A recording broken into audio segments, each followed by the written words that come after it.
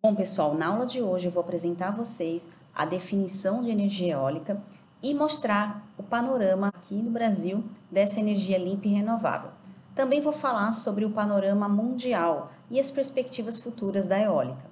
E termino a aula apresentando a vocês a diferença entre o parque eólico onshore e o offshore. Imagino que você já deva ter ouvido falar nesses conceitos e a gente já vai discutir na aula de hoje tudo isso, tá bom? Então, acompanhe aqui comigo, não esqueça de já curtir esse vídeo, se inscreve no canal, porque todas as aulas de energia eólica vão estar sendo postadas nessa playlist de energia eólica e sustentabilidade. Bom, eu fico me perguntando, o que te fez se interessar por essa aula hoje, né? O que te faz se interessar por energia eólica? Será que você já trabalha na área eólica? Você está estudando algum curso, seja técnico ou nível de graduação, que aborda a energia eólica? Você estuda energias renováveis, engenharia elétrica, engenharia de produção? Ou simplesmente você acompanha os noticiários e vê reportagens como essa que estão aparecendo aí no slide para você, que a safra dos ventos bate recordes e usinas eólicas reduzem o risco de racionamento de eletricidade. Esse cenário que foi retratado nessa reportagem, nós vivenciamos no ano de 2001, em anos anteriores, e a crise hídrica, né, que é o assunto que norteia essa reportagem, ela não é de hoje. Né? Talvez alguns que estejam assistindo essa aula não tenham nascido no ano de 2000, né? Então há 22 anos atrás. Mas no ano de 2000, quem já, né, era vivo, quem se lembra, nós tivemos um apagão aqui no Brasil. Então imagina, faltou eletricidade no Brasil todo. E isso colocou, né, em evidência a nossa fragilidade, porque naquela época, mais de 90% da nossa matriz elétrica vinha das hidrelétricas, ou seja, mais de 90% da eletricidade que era oferecida aqui para os consumidores, né, seja a indústria, seja a sua casa, ela estava sendo ofertada pela hidrelétrica, né, energia dos rios, como a usina de Itaipu, que nós temos lá na região sul do Brasil. E nós éramos então um país, né, dependente de praticamente uma fonte de energia. É uma energia renovável? É uma energia renovável, né? A hidrelétrica é renovável. E aí foi nesse momento que o Brasil começou a pensar em nós precisamos diversificar a nossa matriz elétrica por uma questão de segurança energética. E aí nós tivemos um programa chamado Proeólica, que foi lançado com o objetivo de conseguir colocar em prática projetos de geração de energia eólica. E aí, um ano depois, né, 2001, nós tivemos a criação do PROINFA, que é o Programa de Incentivo às Fontes Alternativas de Energia. E aí, lógico, entre biomassa, eólica, solar, né, várias fontes de energia renováveis começaram a ser estimuladas no Brasil para a gente poder diversificar essa matriz. Tanto é que de lá para cá, né, nesses 20 anos, né, mais de 20 anos desse apagão, hoje nós podemos enxergar que a matriz elétrica brasileira ela já é diversificada. A gente vai diversificar ainda mais, né, com os investimentos que estão sendo realizados nas renováveis nos próximos anos, mas hoje a gente já tem as hidrelétricas, ao invés de representar mais de 90% da nossa matriz, elas hoje representam pouco mais de 50%. E a eólica, que até então não se ouvia falar, né, há 20 anos atrás, hoje ela já é a segunda fonte de geração de eletricidade do Brasil. Né? Uma energia limpa, uma energia renovável e a energia mais barata nos leilões de contratação de energia. Muita gente pensa que a eólica é uma energia cara. Não, ela é a mais barata, ela é mais barata, inclusive, do que a hidrelétrica. Aí, por que a minha conta de luz ainda é tão cara? Ah, por que eu moro no Nordeste e mesmo assim eu pago uma conta de luz alta? Porque nós temos um sistema interligado, é o sistema interligado nacional. Então, por mais que no Nordeste a eólica ela consegue abastecer em alguns momentos do dia até 100% da demanda do Nordeste, mas o Sul, Sudeste, por exemplo, com uma crise, né, hídrica, com baixo nível de água nos reservatórios, faz com que o governo tenha acionado as termoelétricas. E as termoelétricas são uma fonte de energia muito cara. E aí, com isso, a conta de luz do país ela é rateada. Então, quando a gente olha a nossa conta e a gente vê que estamos na bandeira amarela, estamos na bandeira vermelha, nós estamos num período em que a energia ela está mais cara, mesmo que no seu estado 100% esteja vindo dos ventos. Mesmo que você esteja num período de bons ventos, mas o que as outras regiões estão gastando, acionando as termoelétricas, acaba vindo a conta para nós também. Se você está, por exemplo, na região Nordeste, saiba disso, tá? Que em alguns momentos do dia, toda a eletricidade que está sendo consumida no Nordeste está vindo da eólica, tá? Nós temos um período chamado safra dos ventos, que é o período que vai de junho a novembro. E esse período é o período em que a gente tem os ventos de maior qualidade. A gente vai falar mais disso em outras aulas, tá? Então, você que está aqui acompanhando, sempre vai aparecer um link, né, para um outro vídeo. E aí, se você quiser também, você pode olhar a playlist depois e encontrar outras videoaulas sobre energia eólica. Essa aula de hoje é uma aula mais introdutória. Então, o que é que a gente vai falar? Por que, né, que essa energia eólica ela está sendo tão falada, tão procurada, né? No meu Instagram tenho muitas pessoas que procuram, querendo fazer algum curso específico porque querem atuar na eólica. Então, de fato, né, é uma energia que vem crescendo no país. Mas o que é essa energia eólica? A palavra eólica, ela vem de Éolo, que está sendo representada nessa pintura artística, né? Que é o deus da mitologia grega. Vem do latim, né? Aeólicos, significa pertencente ou relativo a El, que é esse deus dos ventos na mitologia grega. O que nós conhecemos hoje da eólica é essa figura número 3, né? São esses aerogeradores, essas máquinas gigantes, compostas por 3 hélices na sua maior parte, né? Nós vamos ver também em outras videoaulas que você pode ter turbinas com 2 pás, 2 hélices, 3 hélices, 5 hélices. Por que a de 3 hélices é a mais comum, né? O que a gente mais encontra hoje, que mais tem sido produzida no mundo? Tudo isso a gente vai ver numa outra videoaula, tá? Mas esse é o modelo que a gente vê hoje, né? Desses aerogeradores, esses parques eólicos com essas dezenas, centenas de turbinas eólicas instaladas. Mas o homem, ele já usa a energia dos ventos há muito tempo, né? Muito antes de Cristo, você já tem o homem utilizando a energia dos ventos na navegação, como, por exemplo, os barcos à vela. As naus egípcias já utilizavam do vento. A civilização humana também usava a energia dos ventos para moer grãos, para bombeamento de água.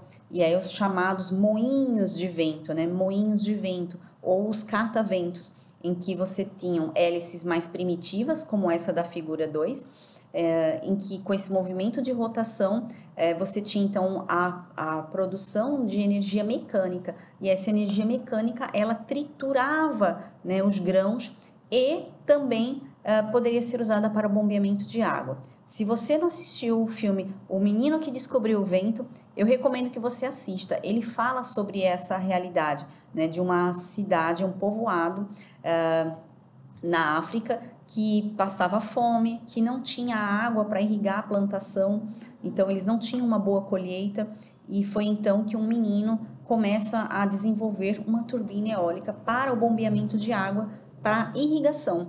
Então essa é uma das formas, né, de aproveitar a energia dos ventos. A forma como a gente mais está trabalhando hoje é na geração de eletricidade, para você poder acender a luz da sua casa, né, ter a geladeira funcionando, você poder carregar o seu celular, né, na tomada, usando a energia que está vindo dos ventos. Essa é a energia elétrica, essa é a energia que a gente procura hoje valorizar, que os países do mundo todo estão buscando o que nós chamamos de transição energética, que é nós deixarmos de usar as fontes fósseis, as fontes poluidoras, como o carvão mineral, o petróleo, o gás natural, e a gente conseguir produzir eletricidade a partir de fontes limpas e renováveis, como a solar e a eólica. São as grandes apostas para o futuro. Então, a meta é que a gente chegue à neutralidade do carbono, ou seja, zero emissão de CO2, usando, então, fontes limpas e renováveis como a eólica e a solar. Tá certo? Veja quantos conceitos eu já estou trabalhando com vocês nessa aula introdutória sobre o que vem a ser a energia eólica, tá bom? Se você gostou desse assunto, então continue me acompanhando por aqui, e aqui no YouTube você vai encontrar mais videoaulas sobre energia eólica e sustentabilidade. Mas como é que está o panorama da energia eólica no mundo? Será que você sabe, se alguém te perguntasse qual é o país que mais tem, né, potência eólica instalada? Porque tem que tomar cuidado. A gente não contabiliza esse ranking por quantidade de turbinas instaladas. Não é a quantidade que vai definir se esse país ocupa a primeira ou a segunda posição, não é a quantidade de máquinas, e sim o quanto essas máquinas conseguem produzir de eletricidade. Então, essa quantidade que está disponível é o que nós chamamos de potência instalada. Então, vamos pegar um exemplo. Você pode ter uma máquina, né, uma turbina eólica, que ela consegue produzir 5 megawatts de potência. Eu vou ter uma aula para vocês aqui no YouTube que eu vou falar só sobre essa conversão de unidades, né, o megawatt, né, o megawatt, que é a unidade de potência.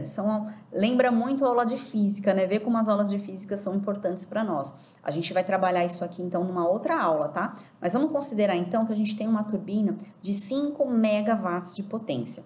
Então, essa potência é a potência nominal. Então, o fabricante desse aerogerador, ele construiu esse equipamento que ele consegue produzir até 5 megawatts de potência. Mas, lembrando que o vento, ele não está disponível, né, 100% do dia. Então, tem hora que essa turbina ela vai poder estar girando melhor ou pior. Ela vai estar conseguindo produzir 5 megawatts, mas vai ter momentos que ela não vai conseguir produzir nem 1 megawatt. Para isso, nós usamos um parâmetro chamado fator de capacidade. Isso também eu vou falar numa aula específica sobre isso. Esse fator de capacidade, inclusive, eu já postei no Instagram, já fiz um post sobre isso, e é como se fosse uma medida de produtividade, tá? Na eólica. Então, se você tem uma turbina projetada para 5 mega, de repente, se o fator de capacidade é 50%, significa que 50% dessa potência que vai estar sendo produzida. Por que ela não consegue produzir 100%? Porque você não tem esse vento para produzir 100%, tá? Então, a gente mede essa quantidade, né, o ranking mundial da energia eólica está em função da potência instalada, tá? O quanto foi instalado em termos de máquinas, em potência dessas máquinas naquele determinado país, tá? Qual é o país que você acha que lidera esse ranking mundial? Pensa aí comigo. Qual é o país que você tem ouvido falar muito nos últimos anos sobre energia eólica? Um país que está vivendo um período de crescimento econômico, que está investindo em fontes limpas e renováveis. E o Brasil, como é que será que está? Será que ele aparece nesse ranking? Ele está entre os 10, ele está entre os 20? É isso que a gente vai ver agora. Bom, gente, segundo os dados atualizadíssimos, né, da GWEC, que é a Global Wind Energy Council, né, o Conselho Global de Energia Eólica, esse relatório ele é de abril de 2022, tá? É o dado mais recente que eu tenho nesse dia que eu tô gravando essa videoaula. A gente divide, né, em dois tipos, né? As turbinas que estão instaladas no continente, que é a energia eólica onshore, e as turbinas que estão instaladas no mar, que é a eólica offshore. Então, por exemplo, se você pegar na onshore, a China, ela é o país que lidera esse ranking, tá? Em torno de 40% de toda a potência instalada no mundo está na China. Em segundo lugar, nós temos os Estados Unidos, depois a Alemanha, quarto lugar a Índia, quinto a Espanha e em sexto o Brasil. O Brasil, nos últimos anos, ele estava ocupando a oitava, a sétima posição e agora fechou 2021 na sexta colocação. Tá? Para nós aqui no Brasil, isso foi um motivo de grandes comemorações. Pensando aqui, né, nesse ranking, é o único país da América Latina que está sendo representado. Claro, você olha para a América Latina, você não pode esquecer do Chile, que é um país que também tem uma trajetória de crescimento, uma história muito bonita da energia eólica, mas o Brasil é um país de destaque. Inclusive, entre os países que mais colocaram novas máquinas para funcionar, né, o que a gente chama de novas instalações, o Brasil ele apareceu em terceiro lugar. Tá? Então, esse ranking, que o Brasil é o sexto, é o total de potência instalada. Tá? O Brasil ele responde por 3% desse total mundial. Quanto é que é o total mundial? Olha aí no gráfico de pizza: 780,3 gigawatts. O giga ele é 10 elevado a 9. Então, você tem que escrever 780 e coloca aí mais 9 zeros, isso em watts, tá? Que é a unidade de potência. É muita energia que o mundo hoje está produzindo a partir dos ventos, que o mundo tem condições de produzir a partir dos ventos. Quando a gente olha a eólica offshore, né, no mar, a China também é o líder, tá? Com metade, né, praticamente metade, 48% de toda a potência eólica offshore instalada no mundo. A potência offshore no mundo é de 57 GB, tá? Veja, a maior parte então da energia eólica no mundo, ela está nos continentes, ela está em terra, parques eólicos em terra. E 57 GB são parques eólicos no mar. Em segundo lugar, nós temos o Reino Unido, que é um país que tem muita tradição na eólica offshore. O Brasil, inclusive, né, mandou uma equipe para o Reino Unido para estudar esses projetos offshore, para poder agora analisar esses projetos de licenciamento ambiental que estão, né, no IBAMA. A gente ainda não tem nenhum parque offshore aqui no Brasil, tá? Temos a Alemanha também se destacando na offshore, a Holanda e, em quinto lugar, a Dinamarca. Então, veja que são cenários diferentes. A gente ainda tem tanto ainda para explorar no onshore que a minha opinião agora, tá? Que na offshore a gente vai demorar muito a aparecer nesse ranking. Tá? O Reino Unido, ele precisava avançar para o mar, porque ele precisava capturar, né, captar esses ventos de boa qualidade que sopram nos oceanos. Nós aqui no Brasil temos muitos ventos de boa qualidade no Nordeste, então a gente consegue aproveitar essa energia em terra, tá? Sem precisar se lançar ao mar. Claro que a energia offshore ela tem muitas vantagens em relação ao onshore. Também numa outra aula eu vou falar só sobre isso, tá bom? E o Brasil, nesse ranking mundial, como vocês viram, ele está em sexto lugar, mas nem sempre foi assim. Então, se a gente faz um recorte de 10 anos atrás, em 2012, nós ocupávamos o 15º lugar. Então, de lá para cá, foi uma trajetória, né, crescente de investimentos, de novas instalações. Passamos por um período em que tivemos poucas instalações, tivemos um ano que não tivemos nenhum leilão de contratação da fonte eólica, estávamos naquele período de 2016, né, a crise política e econômica. Então, passamos por períodos de vacas magras e passamos também por períodos de vacas gordas. E mesmo hoje, com a pandemia, né, a Covid-19, que foi muito intensa, né, nos anos de 2020 e 2021, a indústria eólica, ela conseguiu se manter firme. Tá? Não podemos dizer que não foi afetada pela pandemia, mas os projetos continuaram se desenvolvendo, as instalações continuaram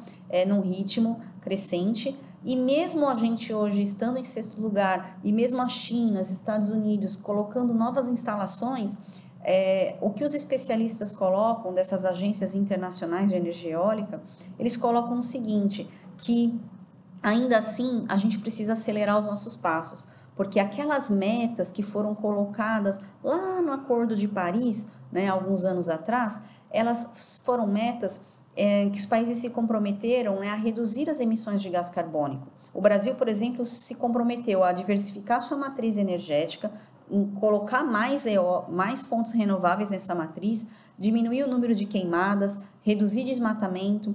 E muitos países, inclusive o Brasil, não estão conseguindo cumprir essas metas, e é por isso que essas agências internacionais elas alertam que a gente precisa concentrar os nossos esforços, a gente precisa acelerar esse crescimento, porque senão a gente não consegue alcançar essas metas que foram colocadas para o ano de 2030. E olha que 2030 está perto, né? Faltam 8 anos para a gente chegar lá. Se todos os países, né, eles trabalham com os seus atlas. Então, o Brasil tem o seu atlas eólico, que é um mapa em que mostra quais são as regiões mais favoráveis à instalação de parques eólicos. Onde é que tem melhores ventos, onde é que venta melhor. Não significa que venta mais, tá? Cuidado, o vento de qualidade não significa ser um vento forte, porque um vento extremamente forte, ele pode ser um vento turbulento, e que você não consegue captar bem a essa energia e converter a energia dos ventos em energia mecânica, que por sua vez vai ser convertida em elétrica, tá? Então toma cuidado com esse conceito. Se você olha esse mapa, quanto mais vermelho, né, estivermos nessa escala de cores, significa que a gente tem os ventos que você tem maior potência que pode ser produzida por metro quadrado. E olhando o caso do Brasil, nós temos todo o litoral, né, do Brasil, aí banhado pelo Oceano Atlântico, sendo favorecido. Temos também na região Nordeste algumas regiões que estão verde, amarelo, como você pode observar aí no mapa, são regiões já do nosso agreste sertão. Então, pega o sertão baiano, o sertão pernambucano, você vai encontrar muitos parques eólicos instalados, porque ali você também tem bons ventos. E o que é ótimo, né? Porque são regiões que já são regiões que têm um desfavorecimento econômico. São regiões pobres, pessoas que vivem da agricultura, do cultivo da macaxeira, e agora estão tendo a oportunidade de ter uma renda extra, porque você tem um terreno que você pode alugar, né? Você pode arrendar essa terra para que uma turbina seja instalada e você ganhe um aluguel, né, por mês por conta dessa turbina que foi instalada no seu terreno. Sem contar que você pode ter capacitação de mão de obra local para trabalhar, né, nesses parques eólicos que estão em operação em regiões distantes, são distantes da capital, distantes do mercado consumidor e por isso que você consegue favorecer o desenvolvimento social e econômico da região com esses projetos eólicos. Então, existem benfeitorias que os proprietários desses parques fazem na cidade, então você pode construir uma creche, construir cisternas, reformar uma biblioteca, reformar um conservatório musical. Então, a cidade, ela ganha muito com a vinda de um parque eólico para a região.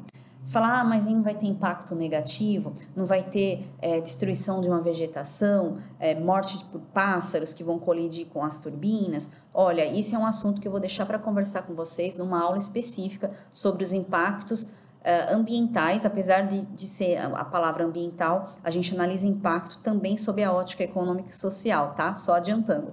A gente vai ter uma aula só sobre isso, tá? Então, vamos deixar para falar sobre os impactos mais para frente, mas só já dando um spoiler, é o que eu explico nas minhas aulas. Não vai existir uma energia que vai ser 100% limpa. Toda fonte de energia, ela vai ter impactos positivos e negativos, mas aí a gente coloca na balança. Aí você prefere viver do petróleo, do gás natural, você prefere viver do carvão mineral, você gosta de ver uma pessoa cozinhando usando galhos que ela coleta ali na mata de um cajueiro, que quando ela vai fazer o almoço, ela está respirando aquela fuligem, ela está emitindo CO2 para o ambiente. Então a gente tem que observar que qual é a fonte mais limpa, qual é a fonte que polui menos, tá? Só para você ter uma ideia, a gente tem a biomassa, né, como a lenha. Ela é renovável, mas ela não é uma energia limpa. Então, cuidado, a gente vê muito na mídia pessoas, jornalistas, falando energia limpa e renovável como se fosse a mesma coisa, e não é.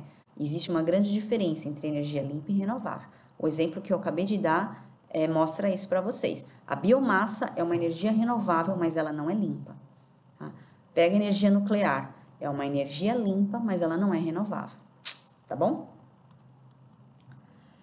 Bom, gente, e aí, quantos parques eólicos a gente tem no Brasil? Será que tem 50 parques, 100 parques, 200 parques?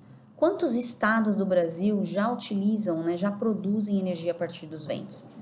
Qual será que é o país que é o número 1, que lidera esse ranking? Será que você sabe responder? Olha, gente, esse dado eu peguei da ANEEL, que é a Agência Nacional de Energia Elétrica. Essa aula está sendo gravada, né, em abril, então eu peguei o dado hoje, no dia dessa gravação, para passar para vocês o mais atual possível. Se você estiver vendo esse vídeo já com 2 anos de publicação, com certeza esses números já vão ter mudado. Então, sempre você tem que olhar a ANEEL, né, o sistema de dados da ANEEL, porque ela nos coloca dados atuais, ela coloca um mapa que você consegue até enxergar, né, ter a vista de onde estão localizados esses empreendimentos. Então, em operação, nós temos hoje 812 empreendimentos, o que nos dá um total de 21.585 megawatts, tá? Mas ali tá kW, quilowatt. Se eu for ler em quilowatt, né, eu vou falar 21.585.878,86 quilowatts. Para não falar esse número muito grande, eu já divido por 1.000 de novo. E aí o kilowatt vira megawatt. Então eu estou falando 21.585 megawatt, tá? Ou se eu quiser falar mais resumido ainda, eu divido por 1.000 de novo. E aí do mega eu vou para o giga. Então eu vou ter 1,58 gigawatts de potência, tá? Muito bom, né, essa quantidade de energia eólica que está em operação no Brasil. Temos empreendimentos que estão em construção. E quando esses empreendimentos entrarem em operação, nós vamos passar de 1.100 parques, 1.100 empreendimentos. Vamos ter 1.187 empreendimentos com uma quantidade ainda maior de energia sendo produzida. E em Pernambuco, quantos parques eólicos nós temos, né, em operação? Pegando no site da ANEEL, nós temos 37 projetos em operação, isso nos dá quase 900 megawatts. Onde estão localizados esses empreendimentos em Pernambuco? Nós temos a maior parte no sertão, agreste sertão, então Araripina, Uricuri, Tacaratu, Caetés, Venturosa, Paranatama, Poção, Gravatá, Macaparana, Pombos, até aparece um ali na região metropolitana, né, abaixo de Jaboatão dos Guararapes. Na verdade, aquela ali é uma turbina que fica próximo ao complexo industrial de Suape. Quem pega a PS60 em direção ao litoral sul vê essa turbina, mas ela está parada. É uma turbina da INPSA, uma empresa argentina que retirou já suas operações aqui do Brasil há alguns anos. E essa turbina tinha sido instalada pela INPSA, ela não está funcionando, mas ela é contabilizada como uma unidade aí nesse total de 37.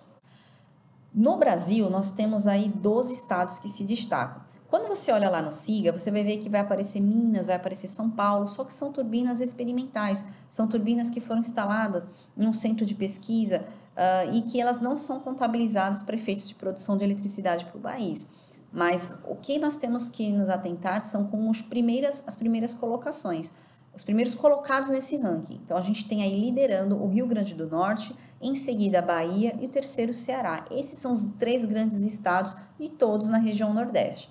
Nesse segundo dado, à direita, vocês estão vendo que só o Rio Grande do Norte ele tem 216 parques. A Bahia ela tem mais parques, ela tem 227. Só que em termos de potência instalada, o Rio Grande do Norte tem 6.600 mega. Tá? Ou você pode dividir por 1.000 e falar que ele tem 6 GB. A Bahia tem 5.995 mega. Então, ela tem um pouquinho a menos. Tá? Isso significa o quê? Que o Rio Grande do Norte ele tem menos turbinas, menos parques, mas cada unidade, né, cada aerogerador, ele pode ter uma potência maior do que o outro. Tá? Hoje, a gente já trabalha com aerogeradores de 5, 7 megawatts. Da época que eu trabalhei como engenheira de produção numa fábrica de pás eólicas lá em São Paulo, a gente fazia pás para máquinas de 2 mega. Hoje, uma máquina de 2 megawatts, ela já é considerada pequena. Tá? Eram pás de 42 metros, 44 metros de comprimento, né? Tendo a GE, o nosso principal cliente na época. Tá? Hoje, a gente já trabalha com pás de 70, 80 metros de comprimento. Então, ela praticamente, né, dobrou de tamanho, né, de 2006 para cá, foi a época que eu trabalhei.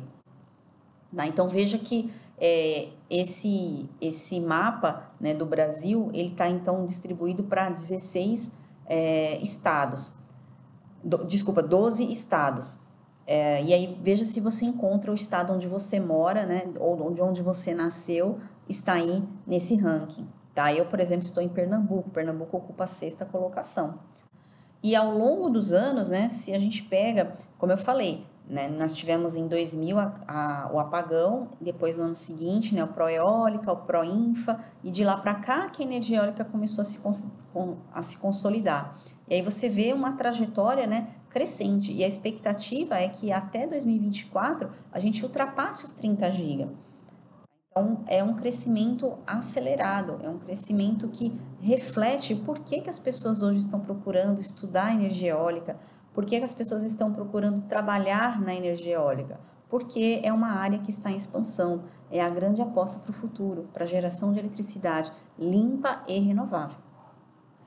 Se a capacidade aumentou, também, né, o tamanho dessas máquinas aumentou ao longo dos anos. Então, é como eu falei, eu fui da época de 2006, trabalhava na fábrica de aerogeradores. Então, a gente trabalhava com máquinas que tinham pás de 40 metros de comprimento. Então, é aqui, olha, o diâmetro do rotor, 70 metros a 140. Então, se a pá tinha 40 metros lá em 2006, significa que quando ela está girando, ela vai fazer uma circunferência de diâmetro que é o dobro do tamanho da pá. Então, se a pá era 40, o diâmetro ficou agora 80. Então, se você olhar nesse gráfico, realmente, em 2000, 2005, né, a gente estava trabalhando com máquinas desse porte, tá? Com produção aí, em média, de 2 megawatts por máquina. Nós agora já estamos numa faixa de tamanho de turbina eólica que a cada máquina ela produz de 5 mega a 15 mega, tá? Uma única máquina, tá? 15 mega hoje a gente vai encontrar no offshore, na energia que sopra no oceano, que são máquinas maiores, elas têm uma produtividade maior. E aí você vai ver pás, né, com 100 metros de comprimento, e aí vai dar um diâmetro de 220 metros. Gente, vocês já imaginaram o que é um diâmetro de 220 metros? Imagina uma circunferência com um diâmetro de 220 metros girando. É gigante. Basta você lembrar quantos metros tem, o quanto é o comprimento de um campo de futebol, de uma trave à outra do gol. Não dá esse diâmetro de 150 metros, tá? Então, é mais do que um campo de futebol girando. É um monstro. Quem já teve a oportunidade de ficar perto de um aerogerador de grande porte como esse sabe o que eu estou falando. E para a gente finalizar essa aula, eu vou passar para vocês a definição do que é o parque onshore e o que é um parque offshore. A gente ouve muito esses termos, são termos em inglês, e aí já fica a dica para você estudar inglês, porque é importante, é um divisor de águas na sua vida. Quando você tem o domínio do inglês na área eólica, te abre muitas portas. Eu digo isso por experiência própria. Participei do programa Mulheres na Eólica e graças ao inglês eu consegui e estou, né, ainda colhendo muitos frutos e, se Deus quiser, continuar colhendo desse programa de mentoria global, tá? O inglês abre as portas para a gente se comunicar com o mundo, é muito importante, tá? E na eólica a gente vai ver muitos termos em inglês, tá? Seja na área de processos de fabricação, então, o root da pá, trailing edge, leading edge, são termos ligados à pá da turbina eólica que você dificilmente vai ouvir alguém falando bordo de ataque, bordo de fuga. A gente usa muito termos em inglês, tá? Bom, mas o que vem a ser, né, a eólica onshore e offshore? Pela imagem, eu acho que já está sugestivo para vocês. Essas postagens estão lá no meu Instagram, tá bom? É porque eu acho que ficou tão legal, né, as imagens que eu coloco, que eu aproveitei aqui para essa videoaula. Onshore significa no continente, tá? Em terra. São parques eólicos que estão gerando energia elétrica, né, a eletricidade, capturando os ventos que estão soprando na terra. No Brasil, toda a nossa energia, né, aqueles 21 GB, está vindo do onshore, tá? A nossa potência instalada hoje é toda onshore. Já a offshore significa fora da costa, fora do continente. Off, fora, longe, ela está no mar. O offshore, ele vai utilizar, né, esses parques, como vocês estão vendo aí na foto, são lindos, né? Eles utilizam a força do vento que está soprando no oceano. E são ventos que têm uma velocidade maior, mais constante. Você não tem barreiras, né? Você não vai ter um prédio, você não vai ter uma montanha. Então, é um vento de melhor qualidade, tá? E essa energia offshore é a grande aposta para o futuro. Tá? Então, quando você olhou lá atrás, né, o gráfico da China, o do Reino Unido, né, da Dinamarca, são países que estão apostando nessa fonte de energia no oceano, tá? E aí você consegue ter um ganho de produtividade maior. Uma única turbina, ela consegue, né, ela tem uma capacidade de 15 mega, uma única turbina no offshore. No onshore, pode ter 3 vezes menos a capacidade nominal. Então, ela é mais cara? É mais cara, só que uma única turbina consegue produzir talvez o dobro ou o triplo de uma turbina que está soprando, que está girando, né, com os ventos em terra. Tá? Essa é a grande diferença. Turbinas offshore são maiores e tem essa maior potência unitária. Tá? O Brasil hoje tem mais de 40 gigawatts de projetos offshore, tá? A gente não tem ainda nenhum parque instalado, mas já entraram com pedido aqui no IBAMA mais de 40 gigawatts tá, de potência. E esse dado é maior ainda, porque recentemente nós tivemos a Shell, que entrou também com projetos offshore. E aí, quanto é a profundidade, né, de uma turbina quando ela está instalada no offshore? Né? Quantos metros de profundidade ela fica, ou quantos quilômetros da costa ela fica, né? No mundo, quase, né, quase que a totalidade, né, dos parques offshore, eles estão em águas profundas, tá? Acima de 60 metros de profundidade, tá? E aí seria difícil, né, você conseguir instalar uma turbina com 60 metros de profundidade, você fazer uma fundação com 60 metros de profundidade. Então, é muito comum para esse tipo a gente usar turbinas flutuantes, que tem esse sistema que vocês estão vendo na foto número 2. Então, você tem todo o cabeamento, né? As âncoras no solo marinho, mas ela tem uma estrutura que é flutuante, tá? E aí fica um projeto mais barato também. No Brasil, tá, nós temos a característica de que a exploração offshore ela vai se dar em águas rasas. O que são águas rasas? Águas que vão até 50 metros de profundidade. E esses parques eólicos eles vão estar em média a uma distância de 20 quilômetros da costa. Então, você está lá na praia, você não vai ver a turbina, né? E o Brasil, né, nós temos uma característica muito importante, é que nós já temos uma tecnologia muito bem consolidada que vem da exploração de petróleo no pré-sal, né, que são águas ultra profundas. Né, você perfura a camada, né, de pré-sal para chegar lá no petróleo. Então, a Petrobras, por exemplo, ela tem, né, todo um know-how de exploração de petróleo no offshore, lá no pré-sal. Então, muito da tecnologia do petróleo está sendo, né, incorporada para esses projetos offshore. Então, o Brasil tem já uma equipe, né, uma mão de obra qualificada, uma cadeia produtiva já consolidada, que com certeza vai conseguir suprir muito bem toda essa demanda de equipamentos, de pessoas, para trabalhar na eólica offshore. Então, pessoal, o que eu tenho para falar na aula de hoje era isso. Espero que vocês tenham gostado. Continue me acompanhando, curta, compartilhe. Olha lá no Instagram as postagens que eu coloco toda semana. Eu tenho certeza que você vai se encantar cada vez mais com esse assunto, que é a energia eólica, uma energia limpa, renovável. É uma energia sustentável. Até mais!